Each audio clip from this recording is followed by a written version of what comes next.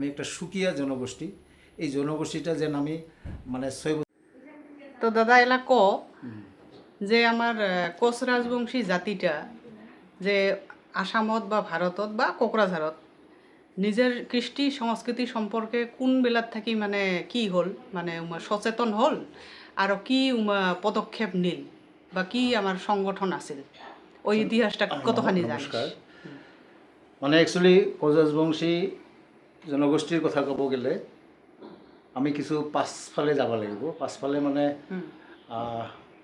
চন 1979 চন 1979 চনত ছাত্ৰ আন্দোলন আছুৰ আন্দোলন হৈছিল, বিদেশী খেলা আন্দোলন। আৰু বিদেশী খেলা আন্দোলনত মোৰ লগতে আমাৰ যিখিনি সমবয়সী আছিল বেছিভাগে আমি ছাত্ৰ সন্থাৰ লগত জড়িত। আৰু ছাত্ৰ সন্থাৰ এই যিটো আন্দোলন এই আন্দোলনৰ লগত আমি জড়িত আছিলোঁ।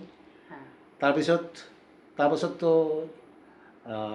চুক্তি হ'ল, প্ৰফুল্ল মহন্তৰ চৰকাৰ আছিল। চৰকাৰ আসাৰ মানে স্মাৰকপত্ৰ দিছিল। তাৰপাছত আমি 84 থেকিয়া মোটামুটি 87 পৰ্যন্ত আমি সন্মিলনীৰ লগত জড়িত হৈ আছিলোঁ কম বেছি পৰিমাণে।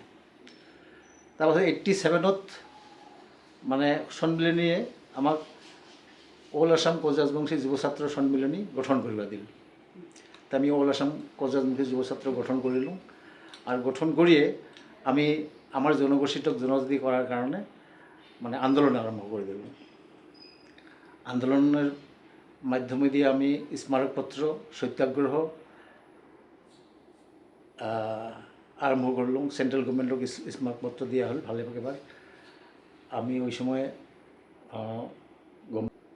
নকাই আছিল উপলব্ধ হয়েছিল, স্মারকপত্র দিয়া হয়েছিল। তারপরে 87ত গঠন করিয়া আমি মানে ব্যাপকভাবে আমি আন্দোলন আরম্ভ করে দিলাম। আর লগে লগে গোটাই আসামত ঘুরিয়ে ছড়িয়ে আমি যুৱ ছাত্ৰ সন্মিলনী গঠন কৰিলোঁ আৰু বিভিন্ন ধৰণৰ কাৰ্যসূচীকে লৈ আসলোঁ। তাৰমানে আমাৰ উদ্দেশ্য হ'ল যিহেতু আমি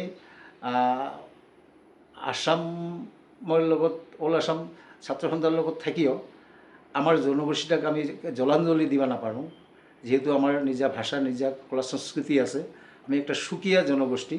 এই জনগোষ্ঠীটা যেন আমি মানে 6 বছৰীয়া যেটা আসাম আন্দোলন এই আন্দোলনত আমি মানে নিজকে ভুলি যাওয়ার নিচিনা হয়েছিল। আমার জনগোষ্ঠীটা যেন মানে অসমীয়ার লগত এসিমিলেশন হয়ে গেল, মার্জ হয়ে গেল। আর লগে লগে আমার যে মানে ড্রেস, আমার যে পোশাক পরিচ্ছদ, আমার যে ভাষা কলা সংস্কৃতি এগুলা আমি আমার ভাষাটাকে আমি মানে নিজকে পরের ফালে আমি ঠেলে এগুলা আমার না হয়। আমার হয়েছে মেখেলা চাদর, আমার হয়েছে ভাষা অসমীয়া, আমার সংস্কৃতি হয়েছে বিহু, এইগুলা আরম্ভ করে দিলাম। আর ওই সময় আমি আসলে বিহুটাক নিয়ে আসলাম গায়ে গায়ে। জনগোষ্ঠীটা যে একটা স্বকীয় জনগোষ্ঠী, কোচ রাজবংশী জনগোষ্ঠীটা আমার যে নিজা ভাষা কলা সংস্কৃতি আছে আমি বুঝি পাওয়া হলাম। আৰু নিজৰ স্বকীয়তা ৰক্ষাৰ কাৰণে আমি মানে সাংস্কৃতিক ফালে দিয়া আমাৰ পাটানি হোক, গামচাই হোক, আমাৰ নানা ধৰণৰ খেলা ধূলা, গান বাজনা, লোকসংগীত এইগুলা আমি চৰ্চা আৰু বিকাশেৰ কাৰণে জোর দিলাম। জায়গায় জায়গায় আমি ওই সময়ের কলা সংস্কৃতিটা শিখাবার কারণে আমি মাস্টার নিয়ে গেছিলাম। ওই সময়ও আমি দরঙত শিখাইছোঁ। গতিকে আমি মানে এই জনগোষ্ঠীটাক আমার নিজের ভাষা সংস্কৃতি দিয়ে যাতে চহকী হব পাৰোঁ, আমাৰ স্বকীয়তা ৰক্ষা কৰিব পাৰোঁ।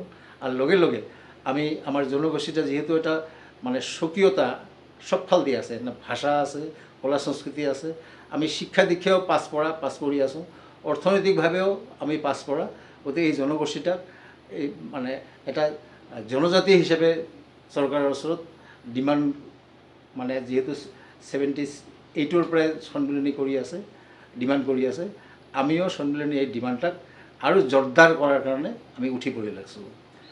আৰু এই হিসাবে মানে আমি 87ত গঠন কৰিলোঁ।